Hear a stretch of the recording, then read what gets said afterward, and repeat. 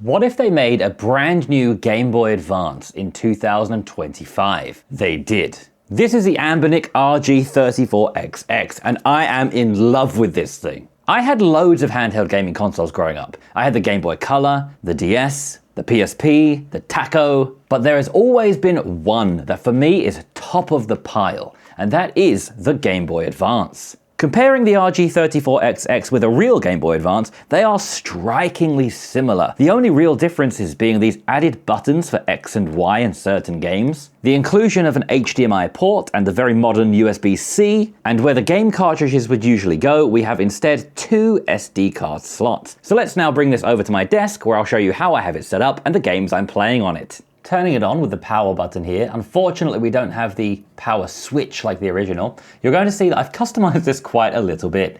This is not the operating system that comes stock if you buy one of these. I have flashed MuOS, short for Mustard OS, on here because it adds greater customization. So the thing that you're going to notice first is I've put a cat theme on here. And I've done that not only because cats are very cute, but because I also feel like it makes it the most usable. There are many other themes to choose from. There's a Balatro theme, an Xbox 360 style Blade theme, and so many more, including the very popular Pokemon themes. And I was running this one for a while. You can see it's a pretty fun little theme, especially as this is a great Pokemon device. But I find it's just a little bit confusing looking. I'm not really sure what's going on when I move the buttons around.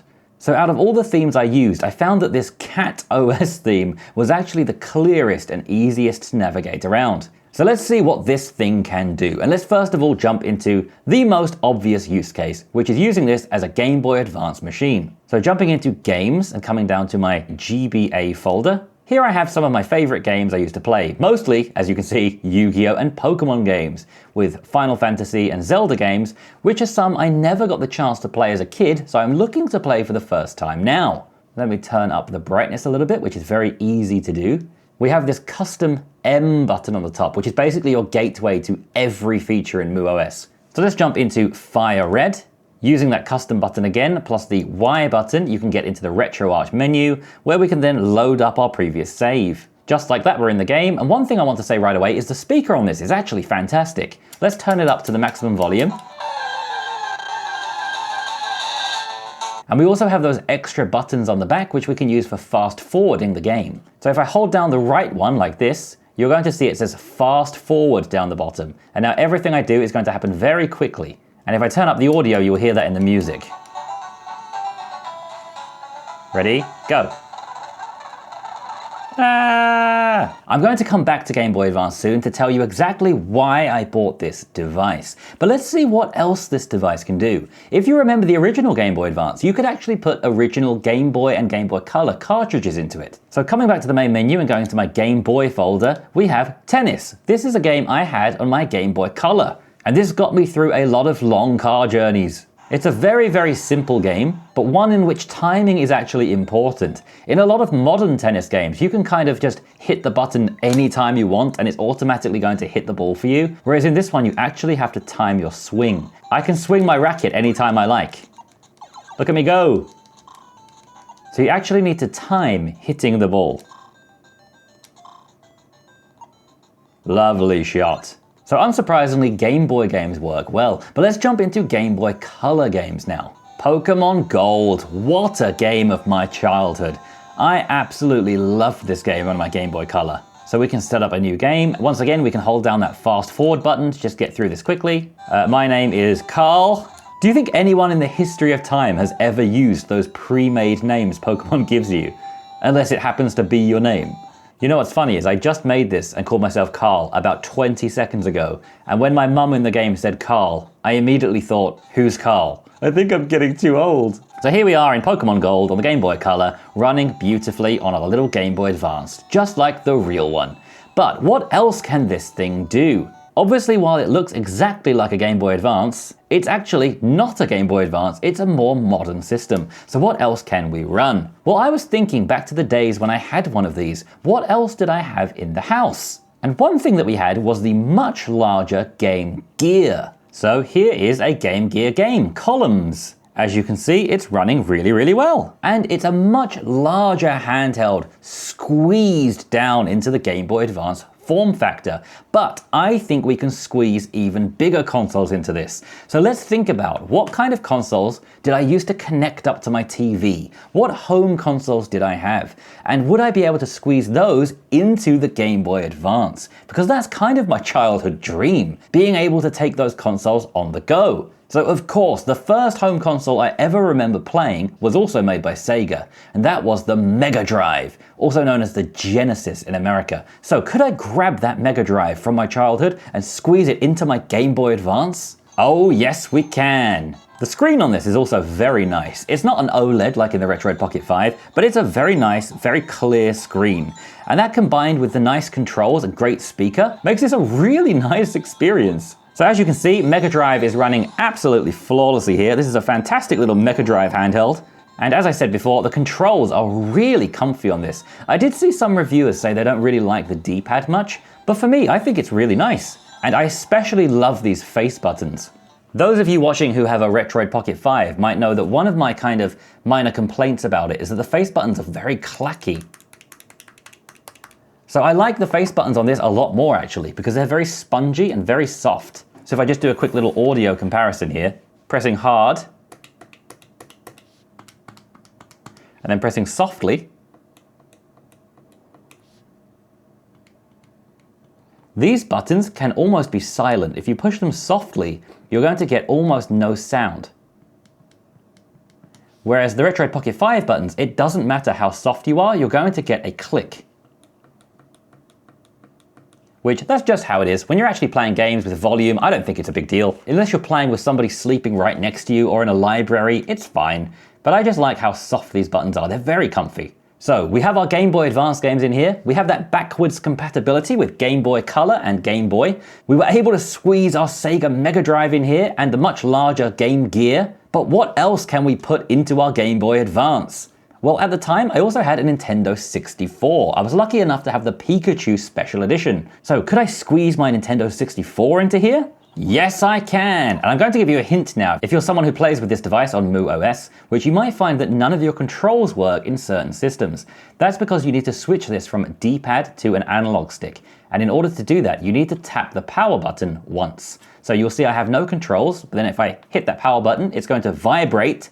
And now we have control. So that's a nice little hint for you there. And I have a little bit of a confession to make, which I think is going to be very controversial here. And that is, I never actually owned a Mario game growing up. I am a lifelong gamer. I've owned or at least played pretty much every major gaming system that's came out since the early 90s. But my family was just never a Mario family. We were more of a Sony family than a Nintendo one. And while I did have a Game Boy Advance, a Game Boy Color, a DS, a Switch, all of those things, I was just more into Pokemon and Yu-Gi-Oh games. So it is my goal to play and finish a Mario game, and I've decided to begin with Super Mario 64. So I'm happy to say it's completely playable here on my Game Boy Advance. So we now also have that in here too. What else can we squeeze into our Game Boy Advance? Well, as you look through my game list here, of course we can go even further back in time to things like the NES, and the SNES. Given that the Nintendo 64 works, of course these work as well. We can jump into an older Mario game, which of course runs beautifully on here. So those are yet more home systems we can run into. But now let's try and push this thing to its limits. What are the more demanding systems we can play? Well, when it comes to other handhelds, I think the most demanding handheld we have a chance of playing is the PSP. And fans of the channel will know I always use this as my test, Yu-Gi-Oh! GX Tag Force. I've been really enjoying this one on my Retroid Pocket 5, but that's of course a far more powerful device than this one. But as you can see here, we are indeed running Yu-Gi-Oh! GX Tag Force, and it's running pretty smooth. Once again, we have that right trigger button on the back to change into fast speed mode, and everything is running just how you'd expect it to. It's a nice experience. So, PlayStation Portable is playable on the Game Boy Advance. Off the top of my head, I cannot remember when the PSP released after the GBA, but I definitely owned one a long time later. So to me, this is awesome. But let's jump out of this now with our special combination of the M button plus start, which quits out of any game. And now we're going to jump into the two most powerful systems we have even a chance of running. The first of which being the Dreamcast. To me, whenever I think about the Dreamcast, the first game that comes into my mind is Crazy Taxi. This one doesn't run particularly well, but I do like driving the car with the triggers on the back, which obviously we didn't have on the original game. I've been playing this a little bit on and off, and it's definitely not a very solid, smooth experience, but it does run. And while this is not something I would seriously actually play, it's more just something novel, that we do actually have a somewhat working Dreamcast on a GBA. Just the concept of that is really strange to me. So if you'd like to play some Crazy Taxi for the Dreamcast on a Game Boy Advance, technically you can actually do it like I am now, but it's not really the best experience for this device. So let's see what other systems we can run. This is Grand Theft Auto. Yes, the original Grand Theft Auto on PlayStation 1. I remember sitting down to play this on the console connected to the TV, and then when I wanted to go sit on the sofa, I would turn it off, grab my Game Boy Advance, and go play this on the sofa. Whereas now we can play those PlayStation 1 games on the Game Boy Advance, which once again is just like my childhood dream coming true. And this runs pretty nicely. This is actually a very playable experience. So if you like to play PlayStation 1 on a Game Boy Advance, you can do it. What a crazy time to be alive. And now I have one more system to show you before we loop around back to the main reason I bought this. And this is very experimental. This does not come with the device. It doesn't even come with MuOS. This is something I had to add on separately.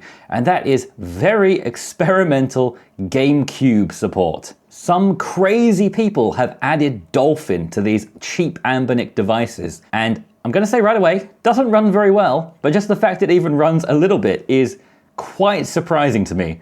As you might be able to see there, we're getting around 6 frames per second, which is obviously terrible. So this is really not running very well. When I tried this a few days ago, I was able to get up to around 15 frames per second at some points. But yeah, clearly this is very experimental and not really working very well. So GameCube in this Game Boy Advance is not really gonna work, but we are technically running a GameCube game right now, which is still blowing my mind. And on the topic of blowing my mind, I do have one more thing I need to show you that I forgot about before we circle back around to the beginning. So let me show you that now. So the last kind of games that I want to show you, and this is the reason I installed MuOS over the default operating system, and that is ports from Portmaster.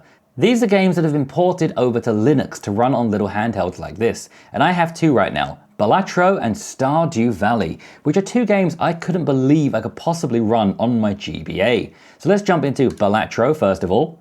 And here we are inside the very, very addictive poker game.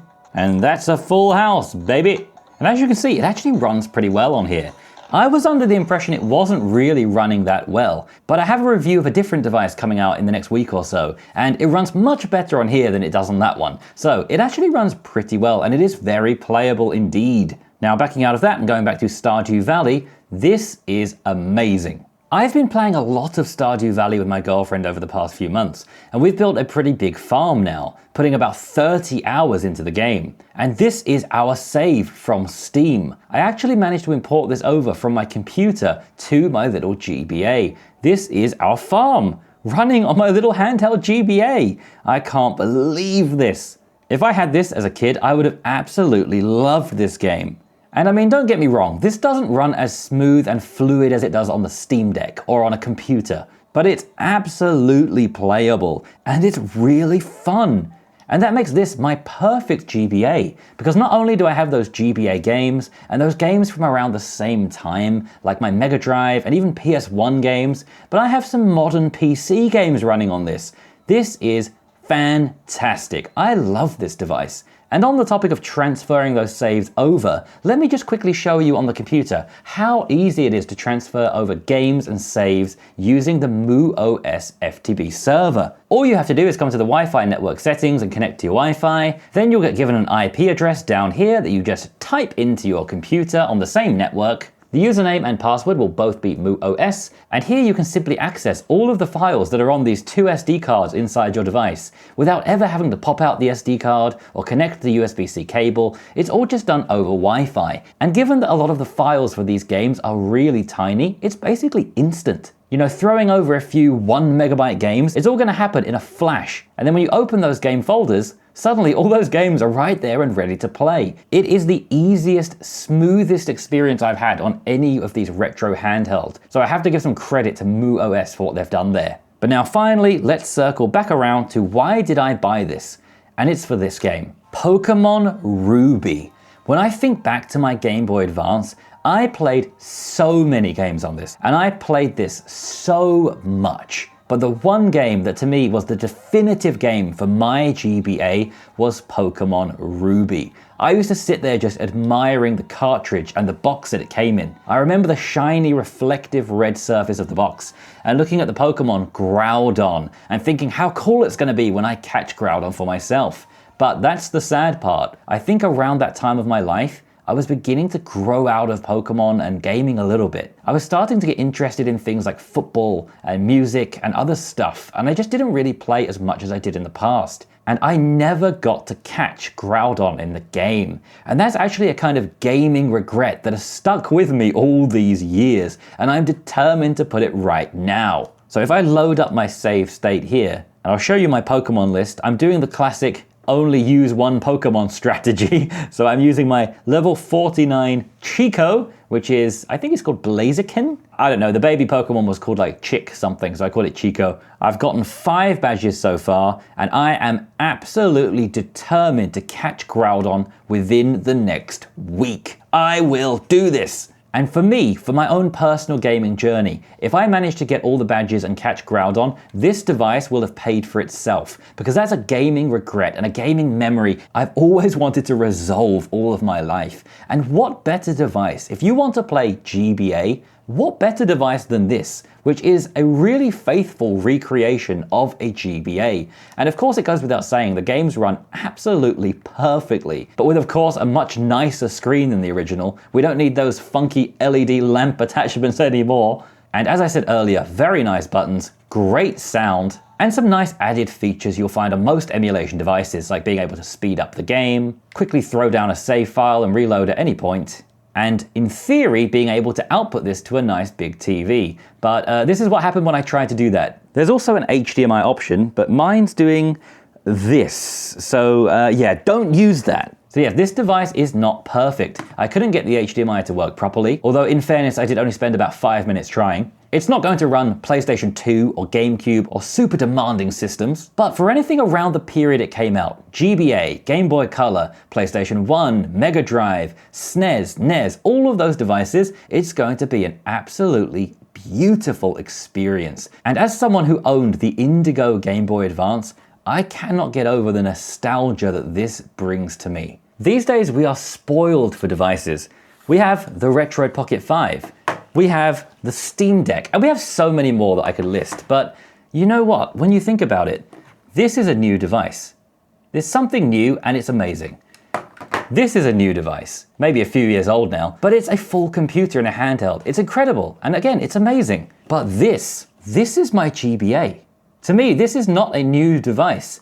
This is my childhood memory. This is nostalgia. This just goes above and beyond everything else for me. So if you're someone who had a GBA as a kid, I really think you would feel some nostalgia with this that you just won't with something like this. And of course, there are other options on the market. There are Game Boy Advance SP clones if you were an SP kid. And if you were more into the Game Boy Color, I have something coming in the next week that you are going to be very interested in. So watch out for that. But that is going to bring us to the end of this video, and I'm now going to switch back to sitting down in the chair, Ryan, to close this one out. Thank you very much for watching this video. Please give it a like and subscribe if you didn't already. And if you'd like to pick up your own Game Boy Advance, check out my affiliate link in the description below.